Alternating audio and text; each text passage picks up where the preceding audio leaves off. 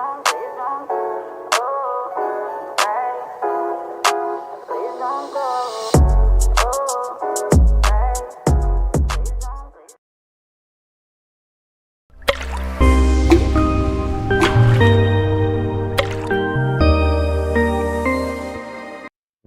going on, guys? Good morning. Welcome into another pre-market live stream here. All right. Well, I think Monday's live stream was a very, very nice opportunity for most of you that are putting in the time, the effort to attend these. It is definitely, no coincidence that if you put in the time to attend these live streams, they will pay, right? I mean, just look at the previous live stream, what we spoke about and what happened with Goldman Sachs and with NEE, right? Those were two great opportunities which I put in front of you guys. We spoke about them and we even planned them out, and it just turned out to be amazing opportunities. Now, obviously, this morning we have a different set of circumstances, but mainly we looked at Goldman Sachs when it got rejected in this area here. When we actually looked at the opportunity, we were trading somewhere in this region, and we were talking about how we would love for Goldman to actually get back to around 457 plus in order for us to take a continued downside position. On that day itself, Goldman decided to kind of make a small rally to the upside, try to break to the downside. It managed to kind of get back up to around, what is this level here, 455, before ultimately giving up most of its gains and coming back down here. Now, I managed to play a little short position yesterday. It was a very small short position, but mainly just to capture some of this downside, and managed to take quick profits off that. The other position which I was telling you guys about was utilities, right? Where utilities were breaking down, and obviously today, once again, circumstances have changed. But NEE yesterday, what a beautiful meltdown! Stock was down almost 7% at one point yesterday. The options that we were trading on the group Discord community were almost 70-80%, right? These two opportunities, if alone you just played them, would have been beautiful additions to your trade ideas for this week, right? But let's look at the usual, the macro, the technicals, yada yada. Today we have a very important day. It is not only CPI, but it's also FOMC, which means we have an interest rate decision on the books. Now, I don't think any of you should be surprised when I say that obviously this interest rate decision is going to be that we're going to hold interest rates, right? And this morning we had CPI data that came out that was cooler than expected for the May data.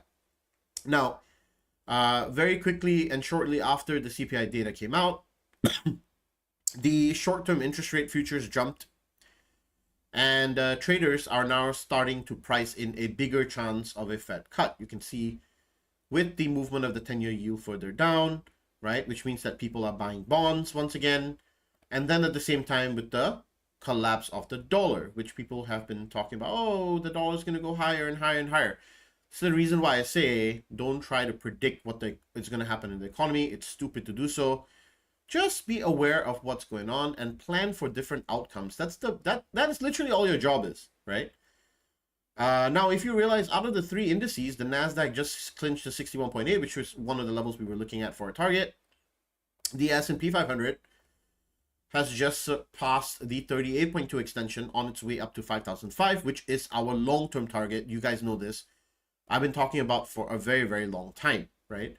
Now, I feel like at around for 5,440-ish, we'll see a little bit of a pullback, which means in this area, and then perhaps another rally above that. So I'll be waiting patiently to see how that plays out, but there are going to be multiple scenarios here that we'll be looking at.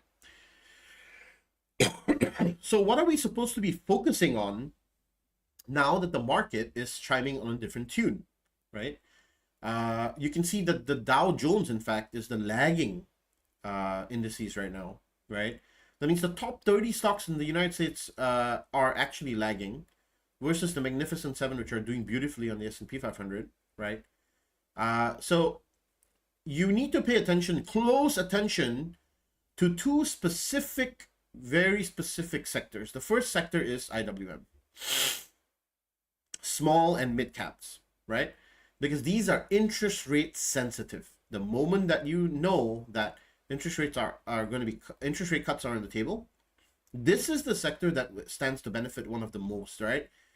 Because a lot of these companies that are within this index are probably not that profitable, and on top of that, they have very high capex because they're, you know, small mid companies which are trying to make it out of the woodwork, and they will spend more in the short term, right? But these businesses, when injected with cheaper capital, will be able to do better, and so we should keep an eye on IWM in the next couple of sessions.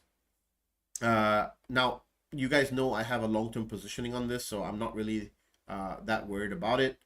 I have in-the-money calls, right, that I bought a while back. And the second sector that you have to place your attention to, like, you know, if you're doing your homework and you're sitting in front of your computer, if you're just looking at charts all day and you're just looking at charts for the sake of looking at charts, I'm not really sure what you're doing. But try to understand the different nuances, right? Look at the, for technology, we are up about 1.1% pre-market. Energy, we are about 0.77% pre-market up.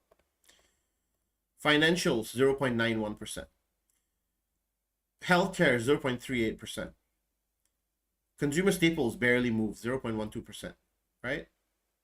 Consumer discretionary, almost 1%. Materials, 0.6%. Industrials, 0.9%. Communications, 0.7%. Utilities, 1.16%. And real estate, which is up a whopping 2.5% pre-market, right? Now, many of you know about this. I've been talking about this for quite a while. Is once interest rates turn their corner, this is the sector you want to be focusing on because it's very interest rate sensitive. The lower the interest rates, the lower the mortgage rates go, the more efficient the capital employed for real estate. And therefore, I say this is one of the sectors you should be looking at right now. If you don't, I'm not really sure what you're doing. But you should be looking at the sectors that are affected by the interest rate perceptions. Now, very simply, let's have a look at where the Fed numbers or Fed rate decisions stand ahead of the FOMC meeting. So you can see, once again, 98% chance of a hold today. The next meeting in July also more slanted towards a hold. And now you can see that the September meeting, the numbers have changed, right? It's more slanted towards a rate cut. And in the November meeting, traders are still kind of undecided here, right? You kind of have a pause, or you have another rate cut, but that's 30%. So still confusion in the November and December rate cuts, which we are hoping that the Fed will give more color on through the dot plot today. Okay. For those of you that don't know what the dot plot is, it's a collection of all the Fed members' perceptions of where interest rates should be in a given time frame. So now let's pair everything up with the technicals that we're looking at on SPY or SPX. We broke out of a very important zone today. This was a liquidity area. And right on top of this, we had the 38.2, which we just broke out of. And above that, we have a 61.8 extension, which we are yet to get to, right? So as we get higher and higher into this level, right now, obviously, you don't want to be playing flat out bullish positions, because you're kind of in between two areas where your risk is going to be. So your risk to reward ratio from up here to down here is about the same. So this bullish trade idea is not really a great one. Also, you don't want to be playing this ahead of the Fed, right? You want to be waiting till after the Fed to make a decision on this. So my advice is stay out today and let's see what the market does after the Fed reaction, after the Fed presser. Remember, no trading until tomorrow or the day after. You don't really want to press this much. The press conference is going to be everything. It's where everything will be discussed. It's where you'll see Powell's actual dovish or hawkish character. But on the other hand, you have the NASDAQ that hit the 61.8 perfectly and is showing signs of a potential rejection. Okay, now we don't know if it's a rejection yet. We don't see it yet. But this is a potential sign of a rejection, and so I would pay a little bit of attention to it. So my advice in terms of technicals for SPX and NASDAQ right now is to hold and just wait. There is no plan here. You don't need to plan now because you want to see where the price action ends after today to really see what's going on. Okay. The same goes for the dollar, which is still within its trend. The VIX, which has just crashed down.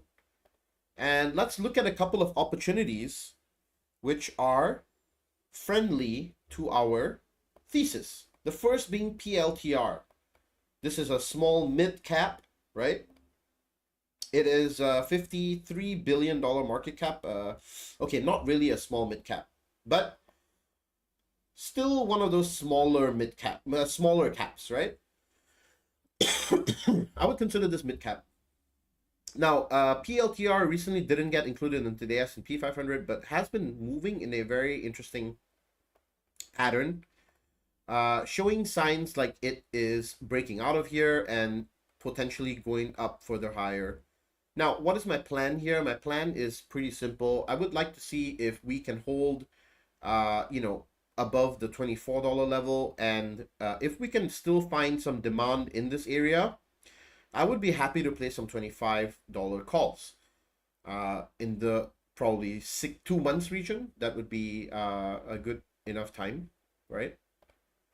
And the next one is Coinbase. Coinbase has been really interesting lately. I think that the breakout here and the continued support that we've been seeing in this little trend here has been pretty significant. And, I would love to play this on the break of 261. That would give me kind of clear upside into the 270, 280 level with a risk off at around 255 or 250. I think that would be a great trade. The next one is Robinhood. This one has been on fire. Honestly, like, once again, this is kind of a small mid cap, right? And honestly, very strong price action, very strong options activity. The unusual options activity on this has been crazy. This is actually a really nice setup and continued strength. Makes me feel like this is a hold all the way up into the 28, 30 region in the weeks to come. With all the trading that's happening with cryptos, you can see Bitcoin now erasing all of the losses that it made yesterday and making a UE. This will be, once again, the pick in terms of price action. So I would like to play this soon. The other is Intel. This is not a small mid cap, but it's one of those that are bottoming out and kind of has a nice little opportunity above 31.40 or so. I do like this area for a potential upside kind of movement up into 32. The only drawback about this is it moves so damn slowly. Like, look at this huge move here. It's like $1, right? So not exactly the best, but this is a very mature business, so that's something that you got to keep in mind. NEE, I already went through this. Let's go through a couple of the favorites. Tesla, as usual, came down yesterday to scoop liquidity from a very unusual level, which was this 167.77 level. This has been a past area for scooping liquidity. Let's see what happens today. If Tesla moves back above 173, that's very bullish today, right? If it closes above 173 today. So I'll be watching this pretty closely. The other one, GameStop, right? This has been also seeing some really interesting price action the past couple of days. Yesterday it was trading all around $24, and then the end of the day it popped 22%, 25%, and now it's kind of consolidating here above the $29 level, and so far so good, right? And that's all I have for you guys today in terms of opportunities. Let's have a look at Shopify.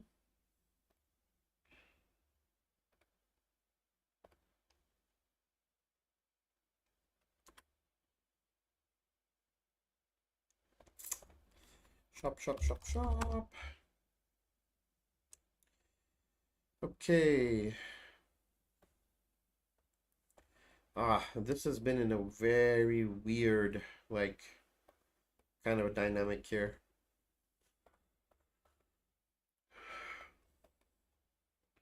I mean,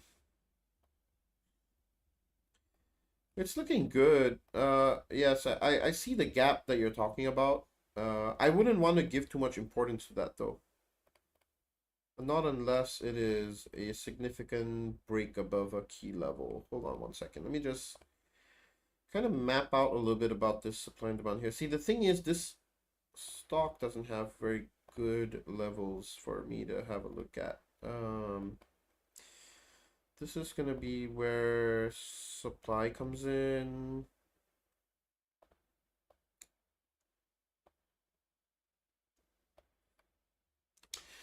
A home builder real estate stock. So home builder real estate stock, so I posted this on Telegram. I'm not sure if you guys are on Telegram, but I posted a couple of days back. Let me just show you real quick.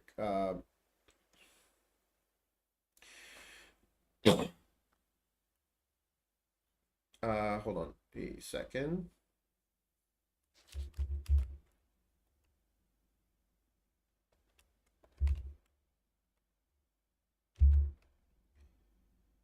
So a couple of days back, I posted this on Telegram that Bank of America actually put out a report in which they posted their card spending data. And for most of the last week of May to first week of June, card spending looks to have improved in entertainment, furniture, and home improvements. And two of those stocks that have been really getting a beat down have been HD and Low because of this. Market kind of priced in that. And you can see today, these two are up massively. Lowe's and Home Depot. I like both of these as potential opportunities for a long entry if we can get some movement to the upside. So, sorry, a corrective move downward. So, yes, I do like these two specifically, but I don't know what PHR is. So let me have a look at that next.